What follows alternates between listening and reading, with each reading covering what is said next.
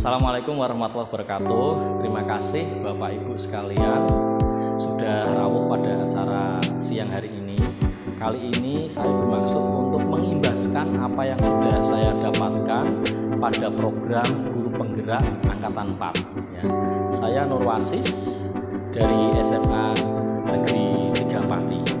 Pada tema kali ini saya ingin mencoba berbagi dengan Bapak Ibu sekalian, yaitu tema budaya positif ya. Nah, pada tema kali ini sebenarnya mungkin ibarat pepatah mengatakan seperti nguyai segoro ya barangkali, atau menabur garam di tengah samudra, karena saya yakin Bapak Ibu semua, Bu Siti, Bu Muji, Pak Joko sudah melaksanakan ya budaya positif di sekolah kita SMA Negeri 3. Namun kali ini saya mohon izin untuk menyinkronkan barangkali ya, yang sudah Bapak Ibu semua ketahui dengan modul 1.4 budaya positif yang semuanya bermuara pada ide Ki Hajar Dewantara. Dalam ide Ki Hajar Dewantara untuk menerapkan budaya positif di sekolah, beberapa poin yang diperlihatkan pada presentasi ini. Yang pertama adalah perubahan paradigma stimulus respon dengan teori kontrol. Yang kedua, penerapan disiplin melalui 3 motivasi perilaku manusia. Yang berikutnya yaitu keyakinan kelas, hukuman, dan penghargaan. Kebutuhan posisi dasar manusia. Yang kelima, posisi kontrol. Dan yang keenam, segitiga restitusi. Bapak Ibu sekalian, penerapan budaya positif di sekolah ya, sebenarnya sudah dicanangkan oleh Ki Hajar Dewantara. Beliau mengatakan kita diibaratkan pendidik itu sama dengan seorang petani. Ketika kita menanam padi ya akan tumbuh padi. Oleh karenanya yang dapat kita lakukan adalah mengkondisikan tanah supaya tetap subur untuk tumbuh kembangnya, memelihara, kemudian membasmi pengganggu, ulat-ulat dan serangga-serangga pengganggu lainnya, dan juga menjamin keberlangsungan hidupnya. Kita tidak bisa memaksa padi itu tumbuh menjadi jagung, padi itu tumbuh menjadi pohon mangga, tapi kita bisa mengupayakan supaya padi itu tumbuh sesuai dengan karakter tanaman padi itu sendiri, menjadi beras yang berkualitas. Bapak Ibu sekalian, selama ini mungkin kita sudah menerapkan pola didik kita kepada anak. Di sini ada 2 perbedaan yang mungkin selama ini kita laksanakan, barangkali pola didik kita yang kita sebut dengan stimulus respon. Stimulus respon itu menurut saya, berdasarkan pemahaman yang saya miliki, itu adalah pola didik yang konvensional, di mana kita sebagai pendidik itu mencoba untuk mengubah sikap anak-anak kita. Yang pertama. Yang kedua, ketika anak-anak kita berperilaku nakal itu dianggap sebagai hal yang salah. Yang berikutnya, bahwa kita sebagai orang dewasa itu bisa mengendalikan anak-anak kita ya. Yang berikutnya, kita sering memaksakan pada anak sehingga bujukan yang kita lakukan sering kali menjadi berujung pada kegagalan. Dan yang ketiga, bahwa dalam mendidik kita sering memberlakukan kompetisi antara menang dan kalah. Nah, hal-hal yang tadi saya sebutkan dalam teori yang kami dapatkan dalam pendidikan guru penggerak itu namanya teori stimulus respon. Nah, yang kita tawarkan dalam guru penggerak itu kita ubah paradigma itu menjadi teori kontrol, di mana yang tadinya kita mencoba untuk mengubah orang agar satu pandangan dengan kita, itu mengubah pandangan menjadi kita berusaha memahami pandangan orang lain tentang dunia, bahwa setiap anak itu unik, mereka punya alasan, mereka punya pandangan sendiri. Kita tidak bisa memaksakan pada mereka. Yang kedua, jika kenakalan itu dilihat pada suatu kesalahan pada stimulus respon, nah pada teori kontrol kita semestinya melihat anak setiap yang perilaku yang mereka lakukan itu sebenarnya memiliki tujuan. Namun karena kita memandangnya sebagai hal yang berbeda, kita menilainya sebagai suatu kenakalan. Kemudian yang berikutnya, bahwa sebenarnya tidak ada seorang pun yang bisa mengubah anak itu, mengubah anak didik kita, mengubah murid-murid selain mereka sendiri yang bisa mengubahnya. Kita hanya bisa mengarahkan. Yang berikutnya, jika sebelumnya kita sering memaksakan pada anak untuk menguasai suatu materi pada teori kontrol, ya, kita mencoba untuk berkolaborasi pada anak dan membuat konsensus. Konsensus itu artinya membuat kesepakatan bersama, ya, sehingga mereka bisa membuat pilihan-pilihan baru dan mereka bisa bertanggung jawab terhadap pilihannya itu.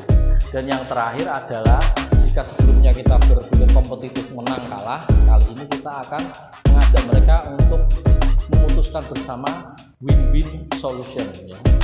Menang dan menang, ini adalah menang dan menang, tidak ada saling mengalahkan. Baik, yang berikutnya yaitu tentang disiplin. Ya tentunya Bapak Ibu sudah paham tentang disiplin, namun coba kita paparkan di sini bahwa disiplin itu sebenarnya sesuatu yang dilakukan seorang pada orang lain untuk mendapatkan kepatuhan, ya, gitu. Dan kecenderungannya adalah disiplin itu berhubungan dengan ketidaknyamanan, ya, dengan bukan apa yang kita hargai. Padahal sebenarnya jika kita mengacu pada pemikiran Ki Hajar Dewantara bahwa kita ini negara merdeka dan pikiran kita itu merdeka. Dan di mana ada kemerdekaan, disitulah harus ada disiplin yang kuat. Jadi kemerdekaan yang sudah kita dapatkan bukan berarti merdeka kita tidak melakukan apa-apa. Namun dalam merdeka itu kita tidak hanya terlepas dari pemerintah, bukannya kita tidak mematuhi aturan. Akan tetapi dalam kemerdekaan itu kita mestinya cakap untuk bertindak dan bertanggung jawab terhadap tingkah laku kita. Dan disitulah muncul yang dinamai dengan istilah disiplin. Berikutnya yaitu teori motivasi perilaku manusia. Jadi setiap manusia itu secara naluri ada 3 macam motivasi, yaitu motivasi eksternal. Biasanya kita berusaha untuk menghindari ketidaknyamanan, itu motivasi yang pertama. Jadi motivasi ini sangat alamiah, ya Bapak Ibu. Semua orang pasti menghindari atau pergi dari sesuatu yang membuat kita tidak nyaman atau menyakitkan. Yang kedua yaitu motivasi yang kedua, teori motivasi yang kedua, yaitu kita akan mendekati sesuatu yang membuat kita mendapatkan imbalan. Jadi kalau ada hadiah, ada sesuatu yang menyenangkan, kita akan serta-merta melakukan hal tersebut. Kemudian yang ketiga yaitu menghargai diri sendiri, menjadi insan sesuai harapan kita. Jadi motivasi yang ketiga, kita mengharapkan bahwa setiap orang seperti anak kita, anak didik kita, murid-murid kita untuk menjadi seseorang sesuai dengan harapan kita.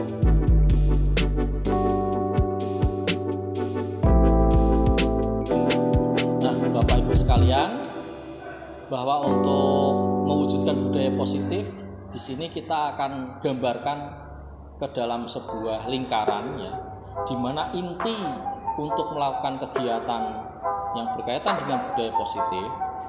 Untuk menumbuhkan budaya positif, yang pertama bisa kita laksanakan adalah membuat peraturan bersama antara murid-murid dengan kita. Kemudian jika peraturan kelas ini sudah berlangsung, secara otomatis otomatis akan menjadi keyakinan kelas. Oh ya, kembali ke peraturan kelas Bapak Ibu. Peraturan kelas ini misalnya ya, kita mewawancarai satu anak didik kita supaya mereka menentukan sendiri kira-kira di kelas 12 IPA 6 misalnya ya. Kita sekarang berada di kelas 12 IPA 6 misalnya Bapak Ibu. Nah, kita mencoba untuk mengajak anak untuk menuliskan apa yang mereka inginkan, apa yang ingin dia capai di kelas ini. Misalnya yang pertama untuk hadir tepat waktu, kita catat. Yang kedua untuk menghargai teman dan tidak mencontek. Yang ketiga menjaga kebersihan dan seterusnya. Nah, hal-hal yang kita catat ini berdasarkan kesepakatan dengan anak-anak namanya peraturan kelas. Hal ini sangat penting karena peraturan kelas ini yang menentukan bukan guru, tapi kesepakatan antara guru dengan anak didik kita, maka mereka pasti akan memiliki rasa tanggung jawab untuk melaksanakannya. Jadi, ketika tindakan mereka itu tidak sesuai dengan yang kita harapkan, kita cukup memperlihatkan bagaimana komitmen kita yang sudah kita tulis di sini. Bukankah ini yang kemarin sudah kalian tulis? Kenapa sekarang tidak melakukan? Nah, seperti itu. Peraturan kelas ini jika sudah masuk ke dalam alam bawah sadar mereka, sudah menjadi perilaku baik yang dilakukan berulang-ulang setiap hari, maka hal inilah yang kita sebut menjadi keyakinan kelas. Nah, keyakinan kelas yang sudah mereka pahami, yang sudah mereka miliki karena tumbuh dari dalam, hal inilah yang akan menjadi lingkungan positif yang akan keluar dari kelas ini dan akan menginspirasi pada kelas-kelas lainnya. Nah, ketika ini sudah berjalan, maka dapat kita lihat bahwa sekolah kita SMA Negeri 3 Pati sudah bisa melaksanakan budaya positif. Bapak Ibu sekalian, berikut saya tampilkan ya tindak nyata atau praktek secara teknis bagaimana yang mesti kita contohkan pada anak-anak ketika kita bergaul dengan mereka. Yang pertama yaitu dengan nada suara ya. Upayakan untuk satu, kita tidak usah menghukum orang lain, jangan menghukum anak kita, jangan sampai membuat anak kita merasa bersalah, dan upayakan kita untuk memposisikan diri sebagai teman mereka dan kita cukup menjadi pemantau atau manajer. Jadi dengan pertanyaan yang simpel, apa yang kamu mau? Nanti mereka akan mengatakan 1, 2, 3. Terus apa yang sedang kamu kerjakan? Kapan saya bisa harapkan ini selesai ya Bapak Ibu? Misalnya kita sudah memberikan tugas pada anak kita, kemudian anak kita bisa menentukan sendiri kapan selesai dengan pertanyaan seperti ini.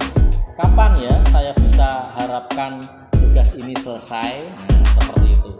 Jangan sampai kita mengatakan ini harus selesai sekian, kalau tidak nilai kamu jelek. Nah, kita berupaya untuk menghindari perkataan yang seperti itu.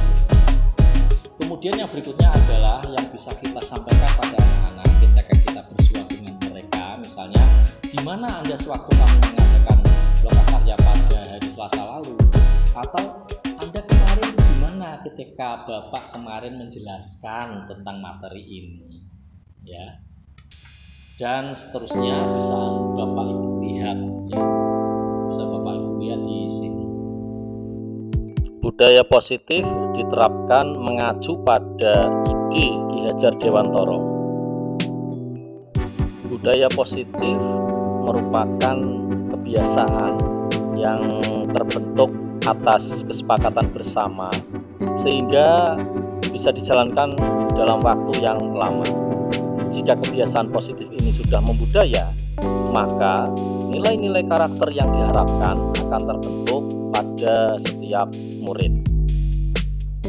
Hal ini sesuai dengan apa yang telah dikatakan oleh Ki Hajar Dewantara bahwa pendidikan adalah menuntun segala kodrat yang ada pada anak-anak agar mereka dapat mencapai keselamatan dan kebahagiaan yang setinggi-tingginya, baik sebagai manusia maupun anggota masyarakat. Salah satu yang perlu ditekankan dalam melaksanakan paradigma ini yaitu dengan menerapkan budaya positif. Untuk membangun budaya yang positif, sekolah perlu menyediakan lingkungan yang positif, aman, dan nyaman agar murid-murid mampu berpikir, bertindak, dan mencipta dengan merdeka, mandiri, serta bertanggung jawab. Hal ini selaras dengan pemikiran Ki Hajar Dewantoro yang mengatakan bahwa pendidikan adalah tempat persemaian segala benih-benih kebudayaan yang hidup dalam masyarakat bangsaan, dengan maksud agar segala unsur peradaban dan kebudayaan tadi dapat tumbuh dengan sebaik-baiknya dan dapat kita teruskan pada anak cucu kita yang akan datang. Guna membentuk budaya positif di sekolah, beberapa hal yang patut diperhatikan yaitu mengubah paradigma stimulus respon, disiplin positif, motivasi perilaku manusia, keyakinan kelas, kebutuhan dasar, restitusi, dan misi sekolah. Perubahan paradigma yang mesti kita lakukan dalam membentuk budaya positif yaitu pembandingan antara stimulus respon dengan teori kontrol.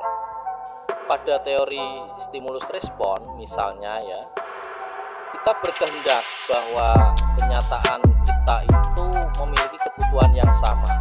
Tetapi jika kita lihat pada teori kontrol bahwa realitas yang terjadi ternyata setiap orang berbeda-beda. Kita ingin semua orang berpandangan yang sama, padahal kenyataannya setiap orang memiliki pandangan yang berbeda. Kita berusaha sekuat tenaga untuk mengubah cara pandang orang lain. Nah, yang diperlukan, kita perlu memahami cara pandang orang lain. Selama ini kita memandang perilaku buruk itu adalah hasil dari sebuah kesalahan. Padahal semua perilaku, entah baik atau tidak, perilaku itu memiliki tujuan. Kita berpandangan orang lain bisa mengendalikan saya. Padahal hanya kita sendirilah yang bisa mengendalikan diri kita sendiri. Kita berpandangan bahwa kita bisa mengontrol orang lain. Padahal kitalah yang menguasai apa yang akan kita lakukan. Kita berpandangan bisa memaksakan kehendak pada orang lain. Padahal yang lebih baik adalah adanya kolaborasi dan konsensus untuk menemukan pilihan-pilihan baru. Kita selama ini berpikiran tentang menang dan kalah. Sedangkan pada teori kontrol, justru kita berupaya untuk menemukan menang-menang atau win-win solution. Kebanyakan orang akan menghubungkan kata disiplin dengan tata tertib, teratur, kepatuhan pada peraturan, dan hukuman atau sanksi. Namun, dalam disiplin positif, kita tidak harus memperlakukan siswa dengan memberi hukuman. Memberi hukuman adalah tindakan alternatif paling akhir, dan kalau memang tidak perlu, jangan diberlakukan hukuman sama sekali. Sebagaimana yang disebutkan oleh Ki Hajar Dewantoro, bahwa di mana ada kemerdekaan, disitulah harus ada disiplin yang kuat. Sungguh pun disiplin itu bersifat self-disiplin, yaitu kita sendiri yang mewajibkan kita dengan sekeras-kerasnya, tetapi itu sama saja. Sebab jikalau kita tidak cakap melakukan self-disiplin, wajiblah penguasa lain mendisiplinkan diri kita. Dan peraturan demikian itulah harus ada dalam suasana yang merdeka. Jadi sebenarnya setiap kita sudah memiliki disiplin masing-masing. Namun jika dalam menjalankan kedisiplinan itu ada hal yang kurang selaras, maka adalah tugas guru untuk mengingatkan murid-muridnya. Ada 3 besar motivasi perilaku manusia. Yang pertama, untuk menghindari ketidaknyamanan atau hukuman. Yang kedua, untuk mendapatkan imbalan atau penghargaan dari orang lain. Yang ketiga, untuk menjadi orang yang mereka inginkan dan menghargai diri sendiri dengan nilai-nilai yang mereka percaya. 3 motivasi perilaku ini dicanangkan oleh Dian Goosen dalam bukunya Restructuring School Discipline. Masih menurut Goosen, dalam upaya mewujudkan budaya positif, berikutnya adalah tentang keyakinan kelas. Keyakinan merupakan nilai-nilai kebijakan atau prinsip universal yang disepakati bersama secara universal atau secara umum, lepas dari latar belakang suku, negara, bahasa, maupun agama. Dengan adanya keyakinan akan lebih memotivasi seseorang yang berasal dari dalam atau memotivasi secara intrinsik. Seseorang akan lebih bergerak dan lebih bersemangat dalam menjalankan keyakinannya daripada sekadar karena mendapat perintah atau mengikuti peraturan. Contoh tindakan dalam rangka mewujudkan keyakinan kelas, misalnya dengan mempersilahkan murid untuk mencurahkan pendapat mereka, mengizinkan mereka untuk memberi usulan tentang hal-hal yang perlu dilakukan dan mana yang perlu tidak dilakukan. Kemudian susunlah apa yang sudah kita tulis untuk dijadikan sebagai kesepakatan. Dalam etika pergaulan di sekolah, upayakan untuk menghindari kalimat negatif. Misalnya, anak-anak jangan suka berdiri di situ. Diubah menjadi, ayo kita duduk di sini saja. Berikutnya, meninjau ulang apa yang sudah kita sepakati dan yang sudah kita tulis. Kemudian, jika sudah disepakati, kita berupaya untuk melaksanakan apa yang sudah kita canangkan bersama-sama. Ada kebutuhan dasar manusia. Yang pertama yaitu bertahan hidup atau survival. Yang kedua, mendapatkan cinta dan kasih sayang atau belonging. Yang keempat yaitu kebutuhan akan kebebasan atau freedom. Dan yang kelima, kebutuhan atas kesenangan atau fun. Dalam pelaksanaan budaya positif di sekolah, kita sebisa mungkin untuk tidak menghukum para siswa, sebab setiap tindakan memiliki tujuan. Oleh karenanya, jika ada beberapa siswa atau murid yang dianggap tidak sesuai dengan apa yang sudah kita sepakati, melanggar apa yang sudah kita setujui, kita ajak mereka untuk melakukan tindakan restitusi. Restitusi adalah menciptakan kondisi bagi siswa untuk memperbaiki kesalahan mereka, sehingga mereka bisa kembali pada kelompok mereka dengan karakter yang lebih kuat. Restitusi adalah proses kolaboratif yang mengajarkan murid untuk menemukan solusi terhadap masalah mereka, membantu murid berpikir tentang orang seperti apa yang sebenarnya mereka inginkan, dan bagaimana cara mereka memperlakukan orang lain. Berikut adalah ciri-ciri restitusi yang pernah disampaikan oleh Dr. William Kaiser. Yang pertama, restitusi bukan untuk mencari kesalahan. belajar dari kesalahan. Restitusi memperbaiki hubungan. Restitusi adalah tawaran, bukan paksaan. Restitusi menuntun untuk melihat ke dalam. Restitusi mencari kebutuhan dasar yang mendasari tindakan. Restitusi diri adalah cara yang paling baik untuk tidak mengomentari orang lain. Restitusi fokus pada karakter, bukan tindakan. Restitusi menguatkan. Restitusi fokus pada solusi. Restitusi mengembalikan murid yang berbuat salah pada kelompoknya. Jika ada siswa yang dengan kesadaran diri mereka untuk melakukan restitusi dengan gurunya, maka langkah yang dilakukan yang pertama yaitu menstabilkan identitas. Misalnya dengan mengatakan kita semua akan melakukan hal yang terbaik yang bisa dilakukan. Yang kedua, tentang validasi tindakan yang salah. Kita mengatakan bahwa semua perilaku memiliki alasan. Yang ketiga, menanyakan pada mereka tentang keyakinan yang sebenarnya ingin mereka tuju.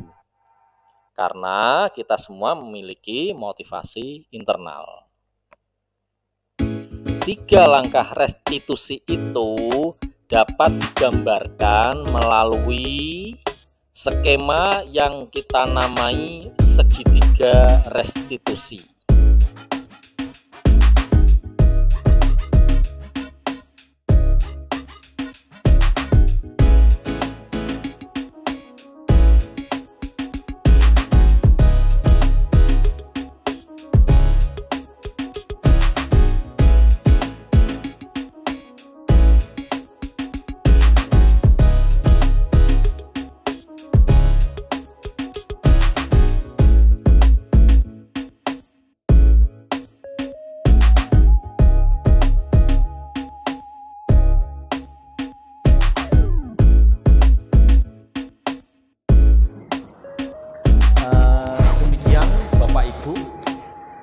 Sudah kita bagikan pada pertemuan siang hari ini. Terima kasih Pak Joko, Bu Muji, Bu Siti, dan Bapak Ibu semuanya atas kehadiran Bapak Ibu sekalian. Mohon maaf jika banyak kata-kata yang kurang berkenan. Dan pertemuan hari ini saya akhiri, dan kita nantikan diskusi kita di waktu yang berikutnya.